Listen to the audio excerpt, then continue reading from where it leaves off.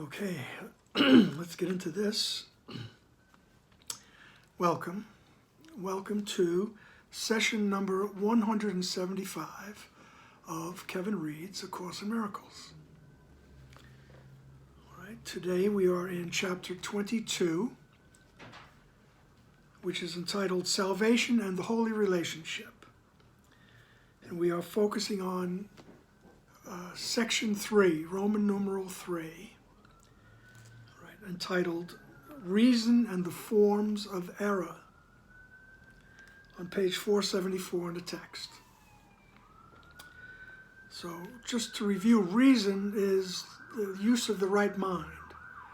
Right? When we're asking, help me to see correctly, I am invoking reason. Right? When I'm looking at something without judgment, reason is in action. And in my estimation, my experience, it grows, it gets reinforced. Reason gets reinforced, and the use of reason gets reinforced the more we use it, because we will see results. All right? You will see results in your life if you sincerely want to see things correctly, instead of anger and resentment and fear and whatever other emotions I have. Alrighty then, that's enough. Let's begin. Reason and the forms of error. The introduction of reason into the ego's thought system is the beginning of its undoing. For reason and the ego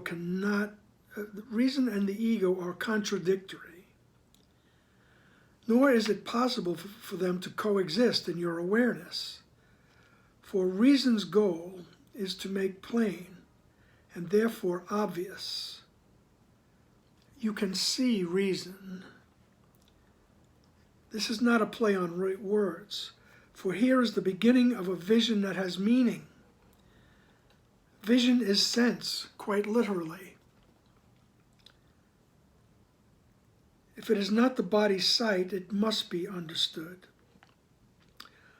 For it is plain, and what is obvious is not ambiguous. It can be understood. And here do reason and the ego separate and go their separate ways. All right, so he's saying the introduction of reason into the ego's thought system is the beginning of its undoing. All right, help me to see correctly. That's the beginning of the undoing of the ego thought system. I no longer want to see through the eyes of separation. I want to see through the eyes that will give me vision of the oneness, that we're not separated. We're not separated from each other, and we're not separated from the mind of God. All right? He says reason and the ego are contradictory. All right? One is a connection to oneness, and the other is continual separation and everything that comes with that. The chaos, the fear, the guilt. He says, and nor is it possible for them to coexist in your awareness. That was hearkening back to the last section, when he says, now you have to make a choice. He says, because you can't have both. All right, it's one or the other. All right, so they both can't exist in your awareness. We're either seeing through the eyes of oneness, through the right mind, let's say, or we're looking at the world through the eyes of the ego. Okay? And at any moment you could stop, any moment during your day, and you could stop and, check yourself. See what were you looking at, what were you thinking, and ask to see correctly.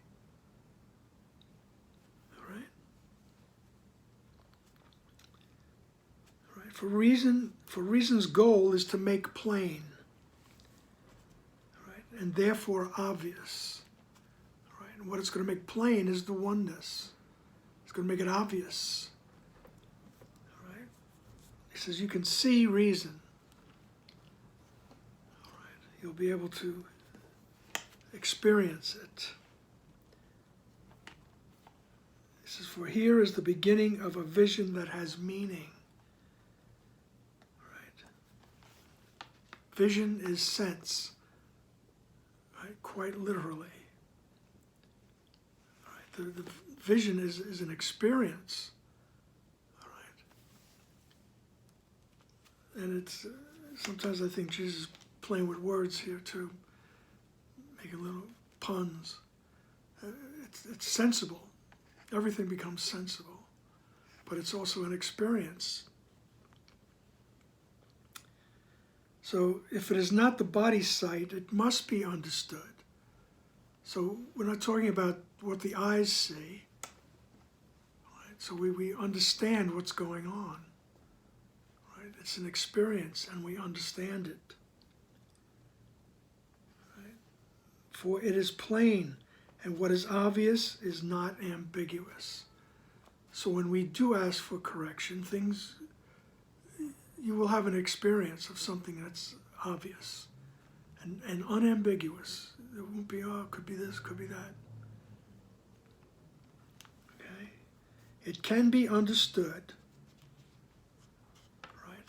And it can be understood. Remember, he said the ego would tell you that you can't understand this. Right? It can be understood, and here do reason and ego go separate. The ego separate and go their separate ways. Paragraph 2, the whole continuance, the ego's whole continuance depends on its belief you cannot learn this course. Right. Share this belief and reason will be unable to see your errors and make way for their correction. For reason sees through errors and makes way for their correction.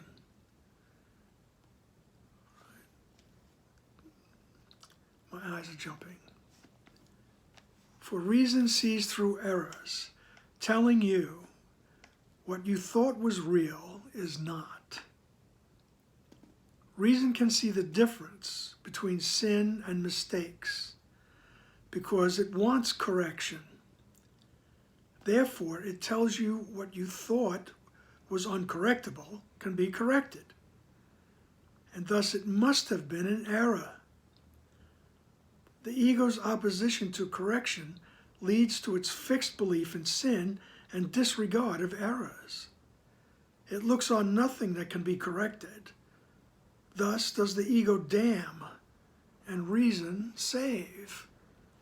All right. First he tells you that the ego's continuance, the life of the ego, depends on its belief that you cannot learn this course for whatever reason.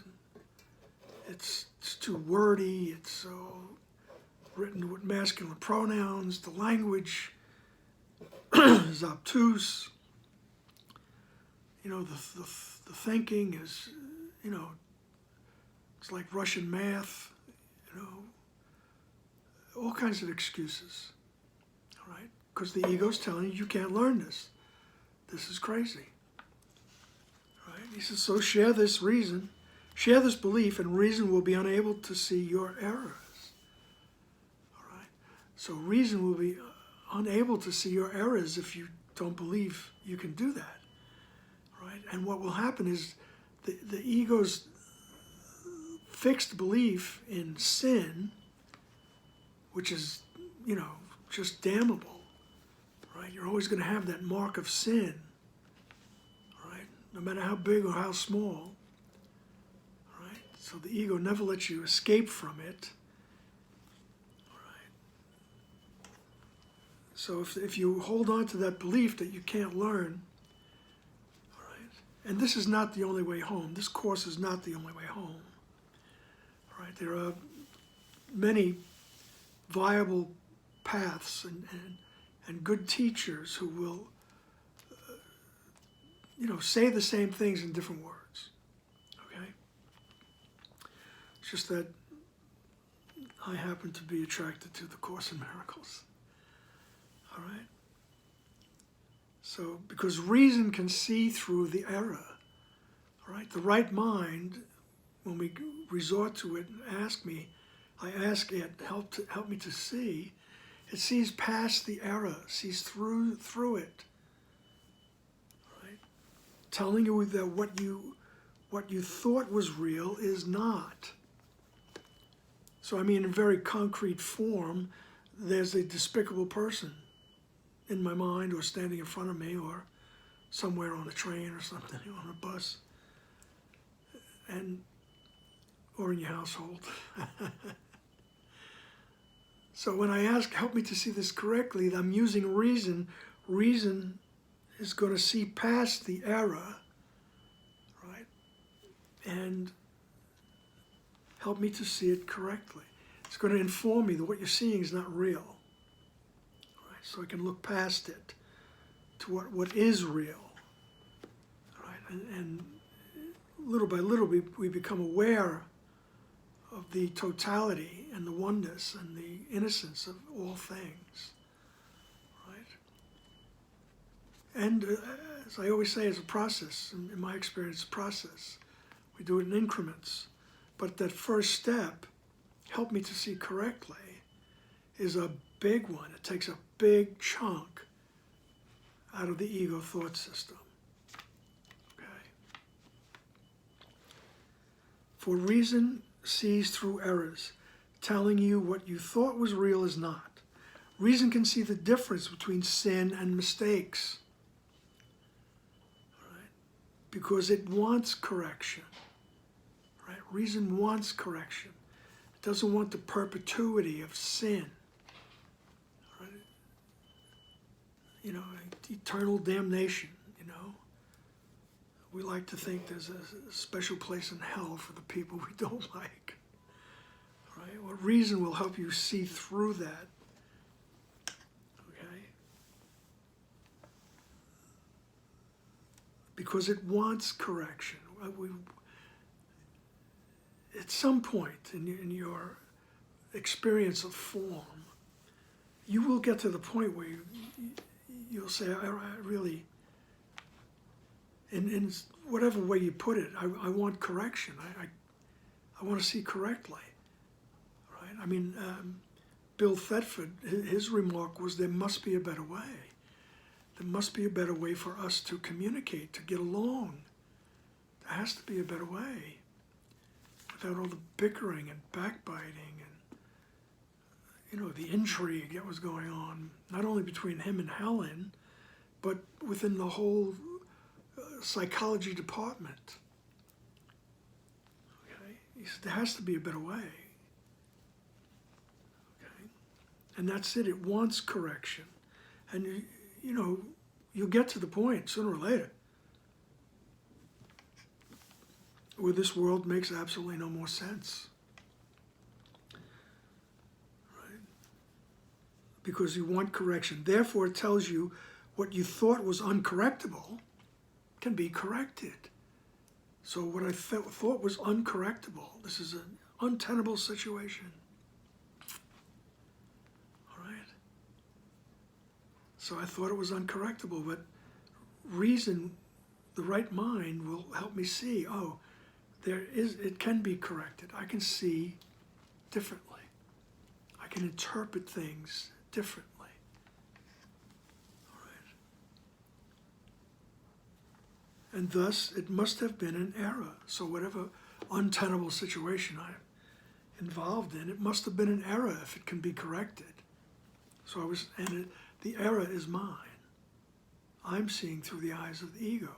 I'm seeing through the eyes of separation. And I get tired of it after a while. So help me. All right. And I realize, it can be corrected. All right. The ego's opposition to correction leads to its fixed belief in sin and disregard of errors. So the ego is opposed to any kind of correction. You can't correct these things. This is a sin. this guy's terrible. He has no soul. You know, all those things that all those descriptions we have for the people that we don't like, you know. And after a while, I mean, you get to the point where you say, all right, I'm really tired of that, heaping that guilt, you know.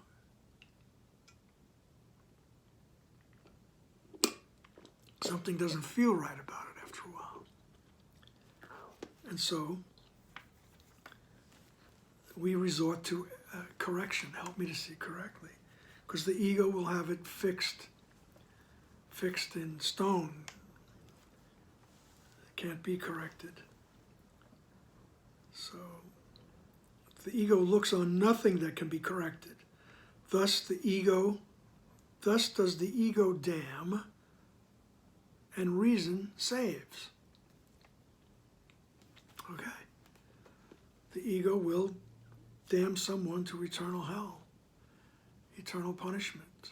And the reason, the right mind, the correction, saves because it sees that it's a mistake. Mistake can be corrected. All right. And the original mistake is in my mind, thinking that I am separated from God. That's the original mistake. And it manifests in forms. Right. So he'll tell us in paragraph 3, reason is not salvation in itself, but it makes way for peace and brings you to a state of mind in which salvation can be given you. Sin is a block, set like a heavy gate, locked and without a key, across the road to peace. No one who looks on it without the help of reason would try to pass it. The body's eyes behold it as solid granite, so thick it would be madness to attempt to pass it. Yet reason sees through it easily, because it is an error. The form it takes cannot conceal its emptiness from reason's eyes. All right, so no matter what form sin takes, all right, when we resort to reason, when we ask, help me to see it correctly, all right, that form cannot conceal the emptiness that it hides. All right, no matter how big and bad, right, no matter how terrifying. And there's plenty of terrifying thoughts and terrifying experiences. But we can go to the right mind, and reason will help us to see right through it, to see the emptiness in it. And that's how reason brings us to that peace that passes all understanding. It's once again, for me, it's a process. It's a process. Reason is not salvation itself, right? But it makes way for peace. It helps us get there, right? It helps us get to peace of mind. Right? And I always like to envision peace of mind as that beautiful, serene, fertile soil in a garden, right? And then the wonderful awarenesses, the awarenesses of salvation pop up. They grow, they flourish. Right. So it brings us to a state of mind in which salvation can be given you. All right. And once again, he says sin is we see it like a heavy gate across the road to peace. So it would behoove us to ask, help me to see this heavy gate correctly. Because reason sees through it easily. Because it is an error. It's just a mistake. The form it takes cannot conceal its emptiness from reason's eyes. paragraph 4. Only the form of error attracts the ego, meaning it does not recognize and does not see if it is there or not. Everything the body's eyes can see is a mistake, an error in perception, a distorted fragment of the whole without the meaning that the whole would give it. And yet mistakes, regardless of their form, can be corrected. Sin is but error in a special form the ego venerates. It would preserve all errors and make them sins. For here is its own stability, its heavy anchor in the shifting world it made, the rock on which its church is built, and where its worshippers are bound to bodies, believing the body's freedom is their own. Let that sink in, wash over you. These days, so many people have, very vociferous thoughts on freedom. Okay? He says only the form of error attracts the ego. The ego doesn't bother to try to figure anything out or see past anything. It's the form. The form convinces that's a sin. All right? And that attracts the ego because sin is the result of separation. It's the thought of separation. All right? Meaning it does not recognize and does not see if it is there or not. Right? So he's telling us everything that your senses report to you, everything the body's eyes see, right, is a mistake, an error in perception, a distorted fragment of the whole without the meaning that the whole would give it. Right? So if I'm looking at things with vision, right, with the awareness of the wholeness, I would definitely be seeing these things differently. What the ego thinks is a sin, I would be seeing it differently. Because wholeness gives it a whole different interpretation.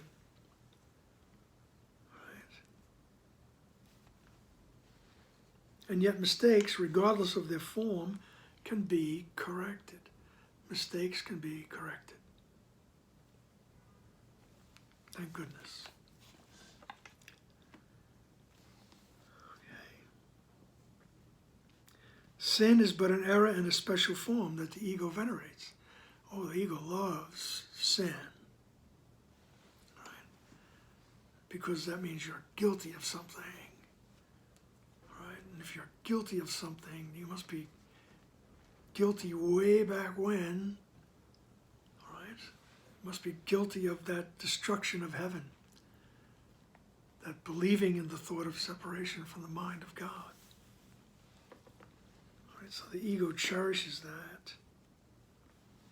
All right? And the ego would preserve all errors and make them sins. You gotta go and confess all your sins.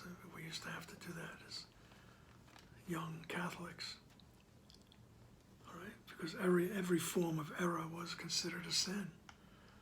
Right? No matter what category they put it into. All right? And that, just think about it, though, those who get brought up in that Christian tradition of sin, it brings with it the weight of guilt and the fear of punishment. That just, they go hand in hand, right? Tripping down a yellow brick road, looking for the wizard.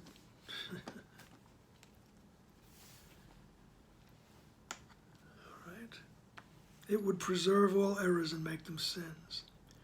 For here is its own stability. Right? That's the ego's stability. It's anchored in sin. Okay. It's the rock on which its church is built, right, which is an allusion to the New Testament when Jesus says, "Thou art Peter, changes Simon's name to Peter, the apostle. And he says, and Peter means rock, right? And he says, and on this rock I will build my church. Okay, so Jesus uses that to say that for here is its own stability, the idea of sin and its irrevocability, its heavy anchor in the shifting world, the rock on which its church is built. All right. Sin, where its worshipers are bound to bodies, believing their body's freedom is their own. Okay. So we're, as adherents of the ego thought system, we're bound to this. This is it. This is me. All right? For better or worse. Once we believe in the ego thought system, this is it. This is me. I'm bound to this.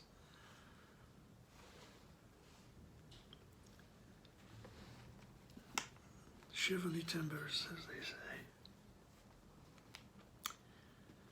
And they believe the body's freedom is their own. You know, I think that my individuality is my freedom. Okay? And you look around the world, it's working, it's shouting itself to the rooftops here.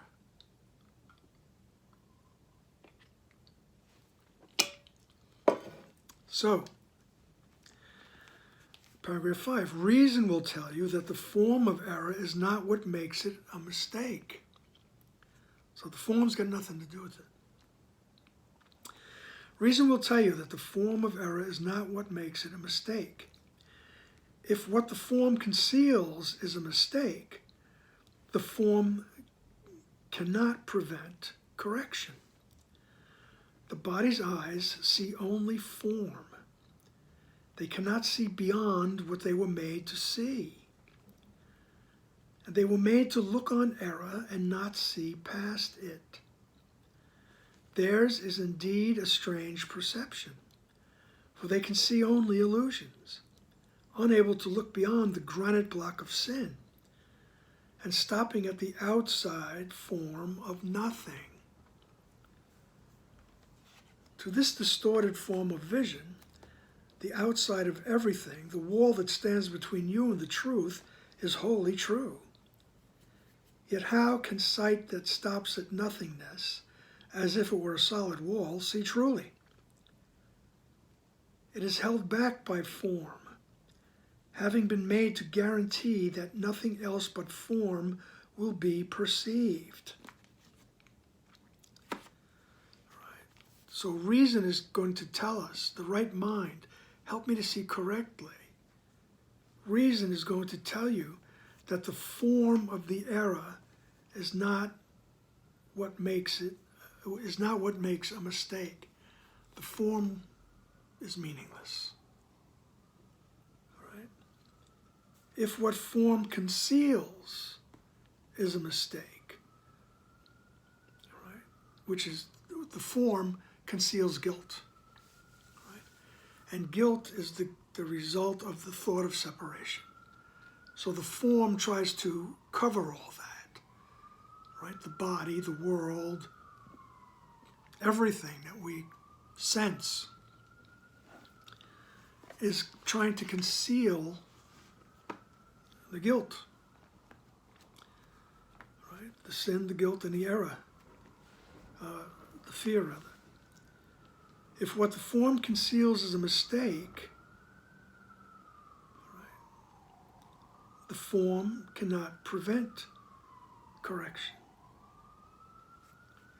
Right? So the form, doesn't matter what the form is, everything can be corrected. Mistakes can be corrected. And but he says the body's eyes can only see form. What is in form can only see form. They cannot see beyond what they were made to see. Right? And The body's eyes were made to look on error and not see past it. That's it. Stop right there. This is what's true. All right? So the bodies see only form, the body's eyes. Right? They cannot see beyond what they were made to see. And they were made to look on error and not see past it. So the body's eyes were not made to see correctly. Theirs is indeed a strange perception, for they see only illusions. Right? Unable to look beyond the granite block of sin. Right? And the body's eyes stop at the edge of form. Right? Stopping at the outside form of nothing. So you look at this block of granite, and the body's eyes just see the outside. And he says it's really nothing. All right? So to this distorted form of vision, the outside of everything, the wall that stands between you and the truth, is wholly true. Right? So to this distorted form of vision, to the ego's form of vision, all these things are true. All this form is true. All these sins are true. Yet how can sight stop at nothingness as if it were a solid wall? Yet how can sight that stops at nothingness, right, as if it were a solid wall, how can it see truly? Right? It is held back by form, having been made to guarantee that nothing else but form will be perceived. So the eyes, the senses, the ego thought system, and our adherence to it, guarantees that what we see will only be form. Everything will be in form, things you can touch, right? It is held back by form. So our vision is held back by form. And in order to guarantee that nothing else but form will be perceived. Right? So the ego tries to guarantee that what we see, we think is it. That's it. There's nothing else beyond it. Right? Paragraph 6. These eyes, made not to see, will never see. For the idea they represent left not its maker, and it is their maker that sees through them. What was its maker's goal but not to see? For this the body's eyes are perfect means, but not for seeing. See how the body's eyes rest on externals and cannot go beyond. Watch how they stop at nothingness, unable to go beyond the form to the meaning. Nothing so blinding as perception of form. For sight of form means understanding has been obscured. Right. Very cool paragraph. All right. He says, these eyes that were made not to see will never see. He says, for the idea they represent left not its maker. Who is the maker? But the decision-making part of my mind. I decided, the decision maker decides, I'm separated. I'm separate. I can do it. I separated from God. So these eyes were made by that decision. Right? For the idea they represent never left not its maker. So that idea is still in my mind. Very important thing to realize. That idea of separation is still in my mind. It never left. But this is the results. All right? So he says, so what is the maker's goal but not to see? All right? My goal was to dissociate from the thought of oneness from God. All right? And so the body's eyes were good for that. He said, for this the body's eyes are perfect means, right? But not for seeing, not for true sight. See how the body's eyes rest on externals and cannot go beyond. All right? I mean, you can witness that in your own life. Just as an experiment, go through an hour or so, you know, where you work, where you play, where you're walking around, all right? Even if you're all hanging out by yourself, you notice that your body's eyes are resting on form, what is external, right? And they don't go beyond it, right? The physical eyes do not go beyond it.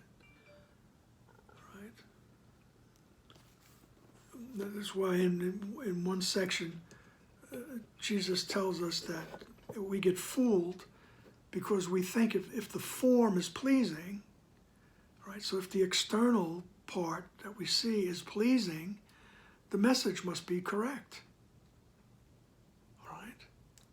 That's why, you know, advertisers, you know,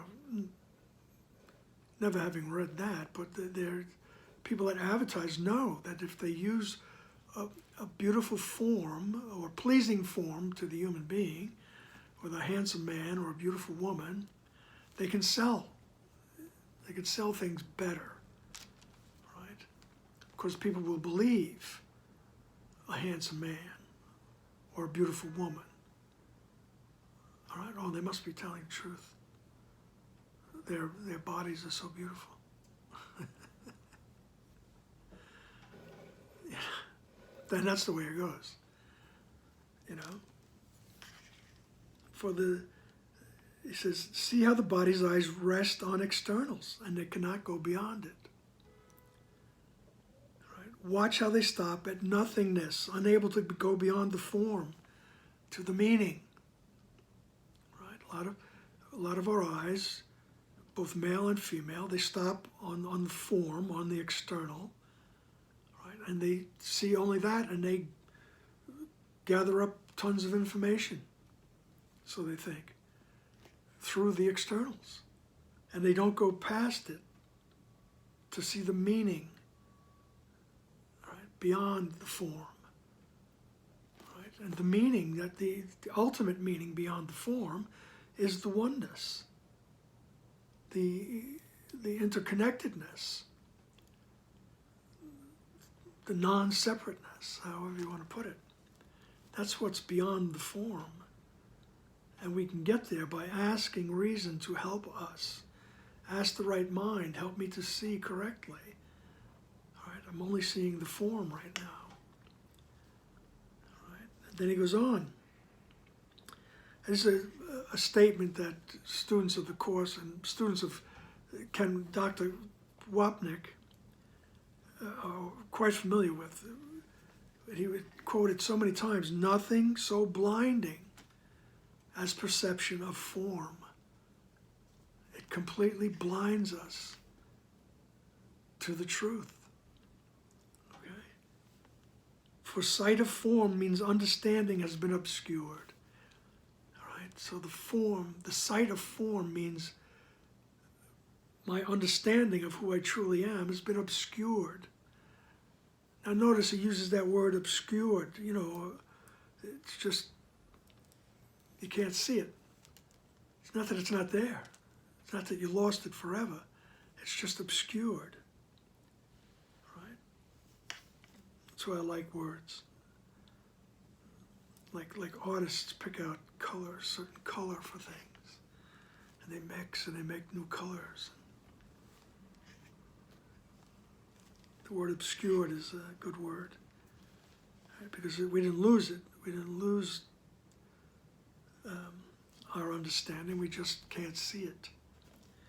Paragraph 7. He says, only mistakes have different forms, and so they can deceive.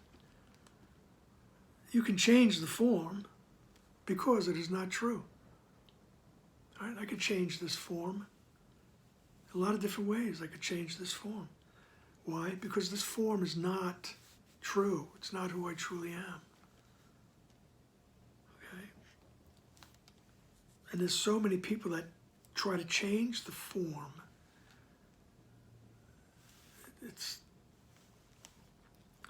It's all kinds of things. But, you could try to change it. Only mistakes have different forms. And so they can deceive. You can change the form because it is not true. It could not be reality because it can be changed. Reason will tell you that if form is not reality, it must be an illusion and is not there to see. Right? And if you see it, you must be mistaken. For you are seeing what cannot be real. You're seeing what cannot be real as if it were.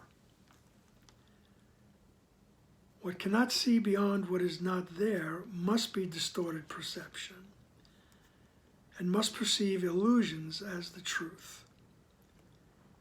Could it then recognize the truth? Right?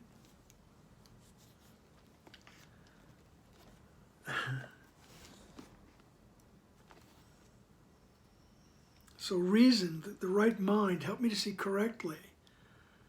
It will tell you that this form is not reality. All right? And don't be afraid of that, please. Or just notice if you are and ask for help with that. All right? Your world is not going to get just torn to pieces, automatically. And you're not turned upside down automatically. This is a process. We ask, help me to see this correctly. Help me to see the form correctly. We're taking little steps, climbing the ladder, as Dr. Wapnick would say. All right? But reason will tell you that if form is not reality, it must be an illusion. All right? And it cannot be reality because it can be changed. All right? Your reality never changes. You are a thought in the mind of God eternally. Eternally. No past, no present. No future, rather. Just always in the now. You are a thought in the mind of God. All right? And if you see it, you must be mistaken. For what you see cannot be real. For what you are seeing, let me get myself back in here. For you are seeing what cannot be real as if it were. What cannot see beyond what is not there must be distorted perception and must perceive illusions as truth. Could it then recognize truth? All right. So, Jesus is telling us very, very politely that with the body's eyes, you wouldn't know truth if it came up and bit you on the butt. All right. We have to go to the right mind. Help me to see correctly.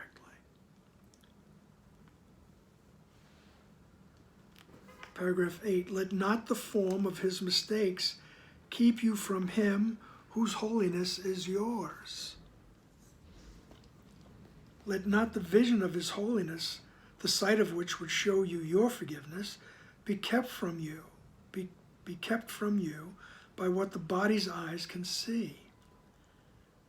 Let your awareness of your brother not be blocked by your perceptions of his sins and of his body. What is there in him?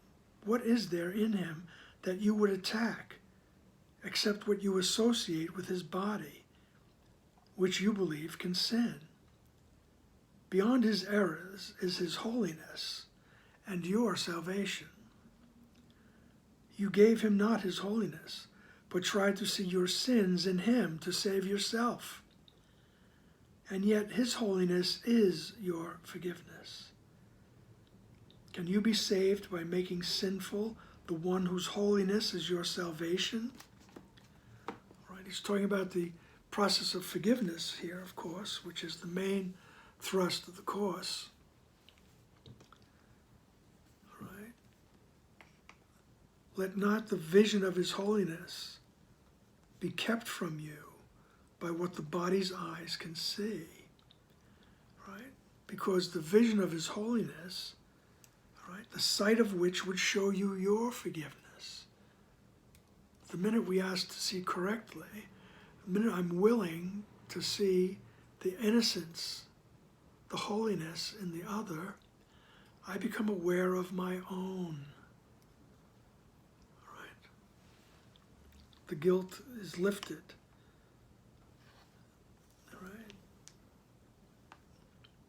Let your awareness of your brother not be blocked by your perception of his sins and of his body.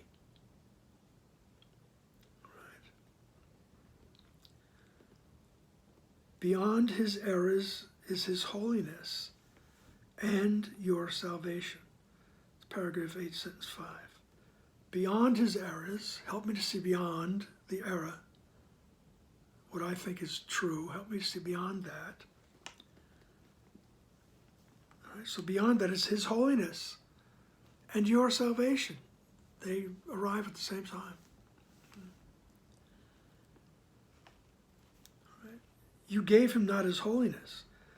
So now he's going to talk about the idea of projection. The ego tells us you don't feel good, you feel bad, whatever, you feel guilty, project it. Throw it onto somebody else. All right? So he said, you gave him not his holiness, but you tried to see your sins in him to save yourself. It's the whole idea of projection. Right? It's the whole idea, that's what makes the world. We have a place to project our sins. All right? So you gave him not his holiness, but tried to see your sins in him to save yourself. And yet, his holiness is your forgiveness. So he says, and yet, being willing to see his holiness is where your forgiveness lies. All right? You will realize your own holiness. He says, can you be saved by making sinful the one whose holiness is your salvation? So he says, can you be saved by continually projecting guilt onto something or someone else?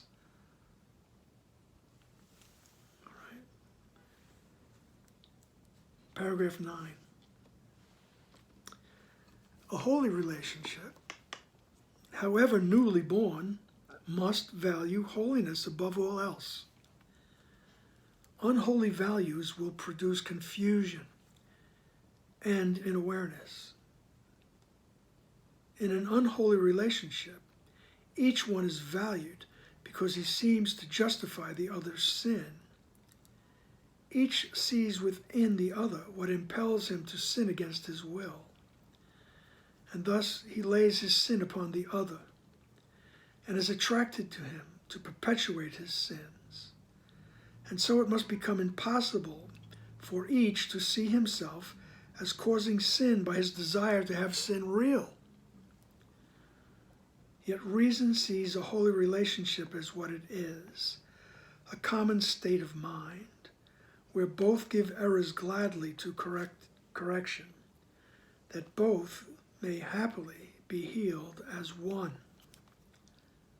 All right? So he says, even in your nascent holy relationship, when we're just starting, help me to see, I'm willing to see the other correctly. All right? Even though it's newly born, it must value the holiness above all else. And that's one of the lessons in the 365 lessons. Above all else, I want to see.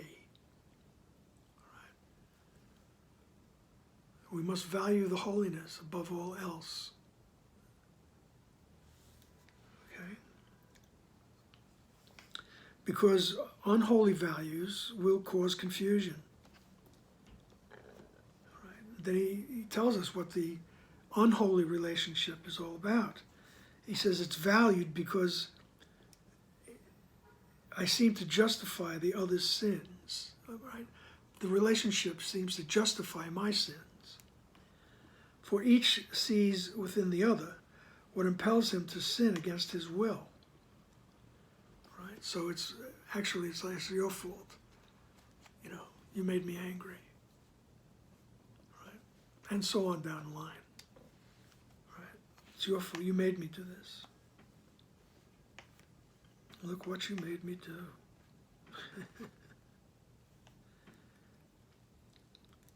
And thus he lays his sins upon the other. Right? So then I can easily offload my sins. It's your fault. It's your fault. And because it's easy to offload them, then you become more attractive to me. Right? And so you're attracted to me to perpetuate my sins. Right? So I can keep it going and not feel guilty. Yes, I'm separated, but it's not my fault. Right? And so it must become impossible for each to see himself as causing sin by his desire to have sin real. So in that dynamic, it's impossible for me to see that I'm the one that made sin real. I'm the one that believed in separation. Right? He says, yet, but reason steps in here and sees a holy relationship as what it is. Right? So both give errors gladly to correction, that both may happily be healed as one. Right? So the holy relationship is where I gladly give the errors to the Holy Spirit and say, help me to see this correctly. All right? And the other person, the other people, right, your life partner doesn't have to be involved in the Course in Miracles, doesn't have to be involved in the process, because the mind is one. When I am healed, I'm not healed alone. All right? This does not mean that both must be practicing A Course in Miracles. Right? Yet reason sees a holy relationship as what it is, a common state of mind. All right? I'm willing to see correctly. And I will become aware of a common state of mind, right? Where both give errors gladly to correction, that both may happily be healed as one. Right? That's in the holy relationship. I'm willing to have the errors corrected, and I'm willing to see the oneness. And because there's only one mind,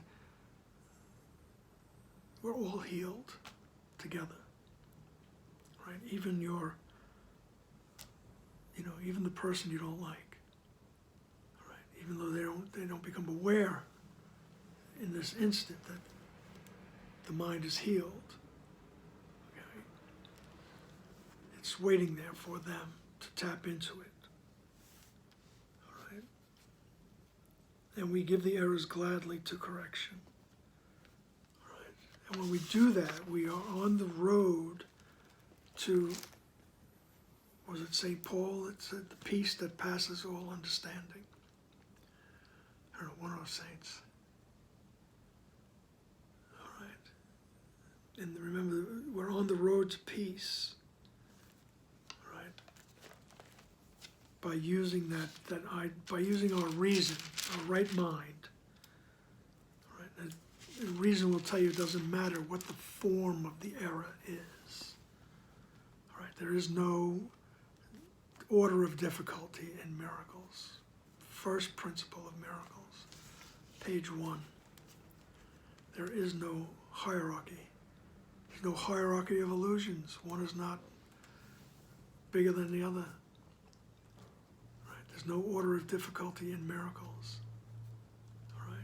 Reason will eventually inform us of that, and we will see everything correctly and understand everything correctly. Right? and we will arrive at peace, and we will be freed from the ego thought system.